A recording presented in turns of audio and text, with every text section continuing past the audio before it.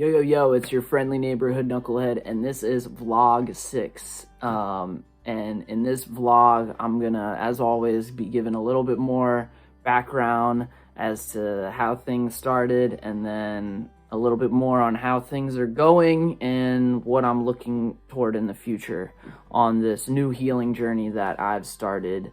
And I'm 1 month in now, so if you've been rocking with me up until this point, you probably know the full extent of what's going on. But of course, 2022 did not really go my way. It didn't end in the place I wanted it to end. I had to move back into my dad's house. I was in a traumatized state. I had to leave a relationship, and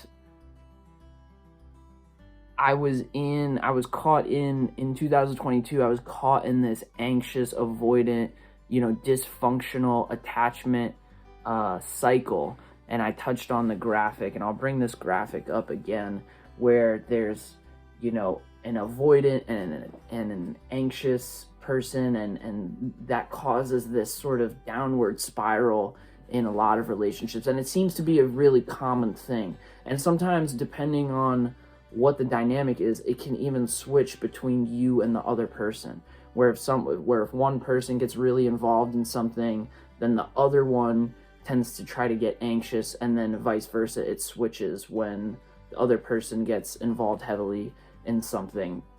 So and even within that cycle, there are behaviors of an avoidant that can also result in the anxious. And if you do more research on these attachment styles, you could probably find out a thing or two where you are in that spectrum. So I was in that downward spiral in that relationship in 2022, and it caused me to just really become codependent, where I was just giving, and my identity just sort of shifted into kind of the relationship was only working if that other person was satisfied with it. And it got to a point where I realized all of my efforts and everything that I was doing, it wasn't making things better. And that caused me to feel worse and worse about myself. My ego was crumbling, and got to a point where I just had to hit the eject button. And I think a lot of people probably get into that place, especially if you have codependent tendencies, or if fawning is your trauma response, or flight is your trauma response, which we talked about in the last vlog, knowing your trauma response. That really is what shapes your ego, because your ego is designed to keep you in survival mode, and your trauma response is essentially your survival response.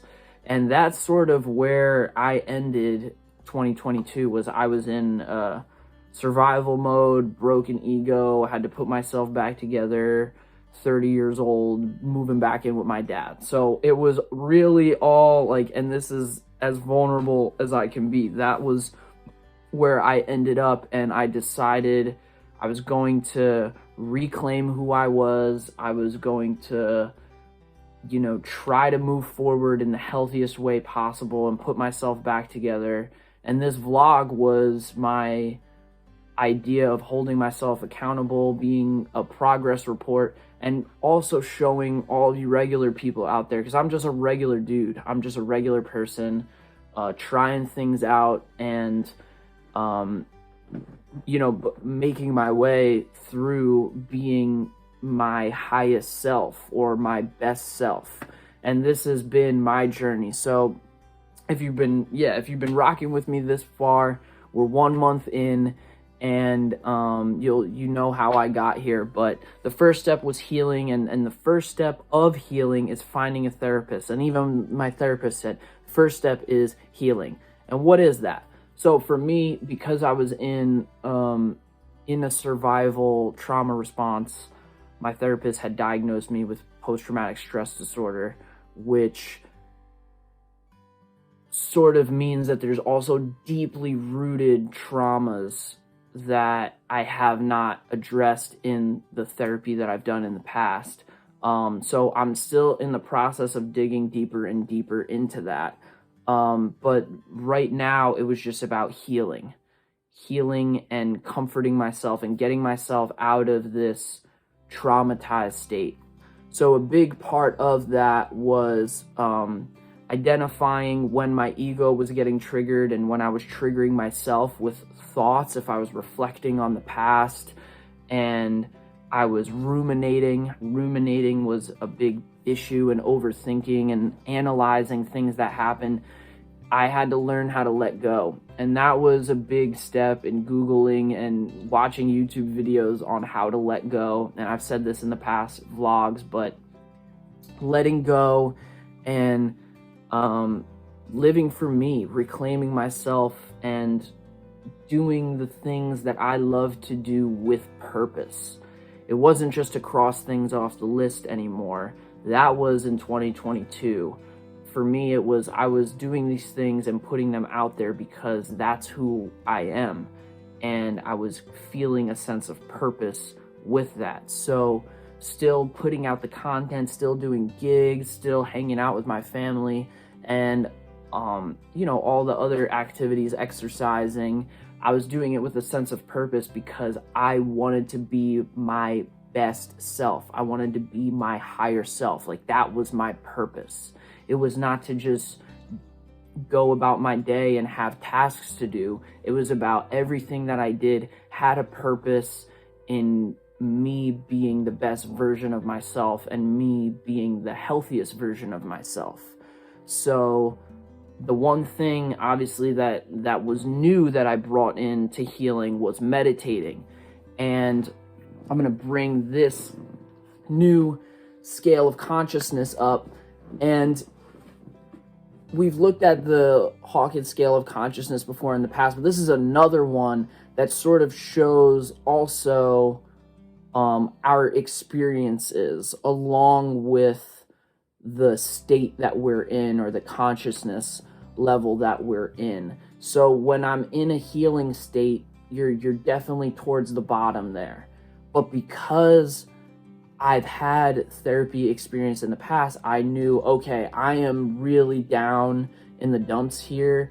I need to figure out what to bring myself back up. And that's where I was even in like the desire and pride place, because I was in a state of like hyperactivity.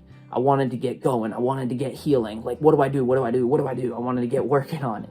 So meditation was really something that settled me down. And when I first got into meditation, I from the last vlogs, calibrated as a creator. The first 21 days, I listened to the 21-day Raise Your Vibration Challenge. And then I got into a state of where I am now, where I'm productive, I'm happy, I have acceptance of the past, and now I'm even getting into the reason and love stages of this consciousness with the new challenges that I've picked up. And I know in the last vlog I said my next challenges are going to be inner child and self-image, and those, I'm still doing those, but not through my next meditation challenge. So the inner child stuff I'm working on with a therapist. The self-image stuff, I'm still cultivating like my content outlets and in that way. But the big step 2 after healing was boundaries. And if you are a codependent and you do have codependent or anxious, overthinking tendencies, or you're a giver, your energy is going out, boundaries. Where to frame yourself to keep yourself away from other people. Because if your energy is spilling out and onto everybody around you, you have no sense of internal boundaries. And that was what was very much whittled down through 2022 and through that relationship that I was in. My boundaries were all over the place. And because I was just in this state of giving, codependent giving, even when I was keeping up with the things that I want to do, instead of feeling purpose for them, I was craving validation from them, craving significance from them. Like if people are reading the blog, if the podcast is doing well, like those validation sources became, those content outlets became validation sources, as opposed to me doing them because it's a part of my purpose. So even though I'm still engaging in that same behavior, there's a different inspiration for it now, because I've been working on boundaries. And with this new step, which is making boundaries, I've sort of engaged in a double challenge. So now I did the raise your vibration, or what is my vibration, over again after doing the first challenge, and now I moved from a creator to a magician. So there was a different 21-day challenge, which is designed to shift that level of consciousness of a magician into a lighthouse. Now, this might sound really far out. Again, I'm just a normal guy and I'm going with it here. And so far, I feel like things have been really, really promising. And along with that shifting 21-day challenge, I also embraced this other 21-day challenge, which was called the Frame Challenge, which is designed for keeping your energy in your frame. And now I'll even bring up this next graphic here, which is where your energy goes into specific places within your frame has to do with these chakras. Now, I do not know enough about these chakras yet to know what each one of them means. This is brand new to me. This is what I've been working with so far this week. But essentially, these different chakras, which lie in different places within your body, when you give your energy towards these places, it results in different external things. So different internal energy, different external results, right? And the root chakra is different than the sacral chakra, is different than the heart chakra. Like all of those are going to be different places. So the double challenge that I've been doing is about identifying where these chakras are and even giving them my energy and keeping the energy within myself. And that frame meditation, it actually involves like lighting a candle, and I'm staring at this candle, and you're doing breathing exercises, and I'll put this link to the link in the description. It involves really actually feeling and imagining that there is a frame within yourself that you're containing your energy, so you're not spilling it out and giving it all away. And that's sort of what my new challenge is, and where I'm at now is I'm going to be identifying what these chakras are. That's going to be my next research method. And along with that, even a triple challenge where this weekend I'm doing this full-time purpose 3-day challenge that Aaron and Victor are hosting to help people in this journey sort of develop and cultivate, I guess, doing this full time. So I've gotten to where I've gotten at this point, and now I was invited, so I'm gonna see what it's all about. Again, I'm just a regular guy. I don't know about this stuff enough to like really go in depth on it, but when I do learn these things, I'm trying to relay it and again give a progress report in these vlog videos. So right now, it's been about framing myself and my energy, and I've already noticed a difference, like when I go into work or when I am around other people, I'm able to identify now like me versus them. Whereas if I had a conversation with somebody, it felt like we meshed together in some sort of relationship, and in the back of my head it was always like, I hope this person likes me, and don't do anything stupid to make this person not like you.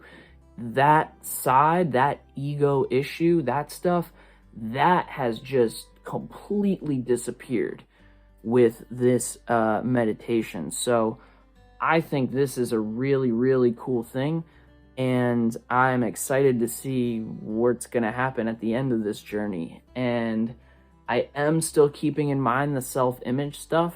That's more about manifesting and stuff, which again, when I learn more about, I'll be able to talk more about it. Same thing with these chakras, but until then, that's what's going on with me now. And you can see more stuff if you follow me on social media. You can see the blogs I'm putting out and the podcasts that are going out. Everything is kind of rolling, and the stream is rolling as well. So if you want to connect with me, follow me on social media, obviously subscribe, and just keep coming around. Thank you guys so much for checking me out.